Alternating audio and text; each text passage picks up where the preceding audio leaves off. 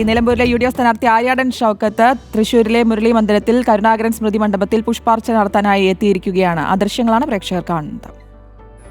K കരുണാകരൻ്റെ സ്മൃതി മണ്ഡപത്തിലേക്ക് ഇപ്പോൾ ആര്യാടൻ ഷൗക്കത്ത് എത്തിയിരിക്കുന്നു. പുഷ്പാർച്ചന നടക്കുകയാണ്. ജില്ലയിലെ DCCയുടെ പ്രസിഡന്റ്, അതുപോലെ തന്നെ UDF കൺവീനർ, ജില്ലാ കൺവീനർ ഉൾപ്പെടെ നിരവധി നേതാക്കളുടെ സാന്നിധ്യത്തിലാണ് ഇപ്പോൾ പുഷ്പാർച്ചന നടക്കുന്നത്. നമുക്ക് ആ ദൃശ്യങ്ങളിൽ നിന്ന് കാണാം. ആര്യാടൻ ഷൗക്കത്ത് നേരത്തെ തന്നെ എത്തിയിരിക്കുന്നു. കാരണം ഇന്ന് 10:30 നിലമ്പൂരിലെത്തി നാമനിർദ്ദേശ പത്രിക നൽകണം. അതുകൊണ്ട് തന്നെയാണ് ഏറ്റവും പ്രധാനപ്പെട്ട ഒരു നേതാവിൻ്റെ സ്മൃതി മണ്ഡപത്തിലെത്തി അനുഗ്രഹം തേടാൻ വേണ്ടി എത്തിയിരിക്കുന്നു. കഴിഞ്ഞ ദിവസം ഉമ്മൻചാണ്ടിയുടെ സ്മൃതി മണ്ഡപത്തിലേക്ക് പോയിരുന്നു. അതിനുശേഷം ഇപ്പോൾ കെ കരുണാകരൻ്റെ സ്മൃതി മണ്ഡപത്തിലെത്തിയിരിക്കും. നമുക്ക് ദൃശ്യങ്ങളിൽ നിന്ന് കാണാവുന്നതാണ്. നേതാക്കളുണ്ട്. ജില്ലയിലെ നേതാക്കളുടെ സാന്നിധ്യത്തിലാണ് ഇപ്പോൾ പുഷ്പാർച്ചന പുരോഗമിക്കുന്നത്.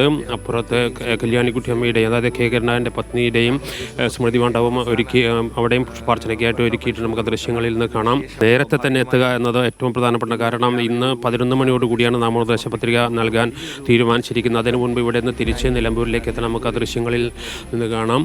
ആര്യാടൻ ഷൗക്കത്തുണ്ട്, അതുപോലെ തന്നെ DCC പ്രസിഡന്റ് MP വിൻസെൻ്റ് തുടങ്ങി നേതാക്കൾ എല്ലാം തന്നെ ഇപ്പോൾ പൂങ്കുന്നത്തെ മുരളി മന്ദിരത്തിൽ എത്തിയിട്ടുണ്ട്. ഇപ്പോൾ പുഷ്പാർച്ചന നടപടികൾ പുരോഗമിക്കുകയാണ്. ഇപ്പോൾ കല്യാണിക്കുട്ടിയമ്മയുടെ, അതായത് കെ കരുണാകരൻ്റെ പത്നി കല്യാണിക്കുട്ടിയമ്മയുടെ സ്മൃതി മണ്ഡപത്തിൽ ഇപ്പോൾ പുഷ്പാർച്ചന നടത്തുകയാണ് ആര്യാടൻ ഷൗക്കത്ത്.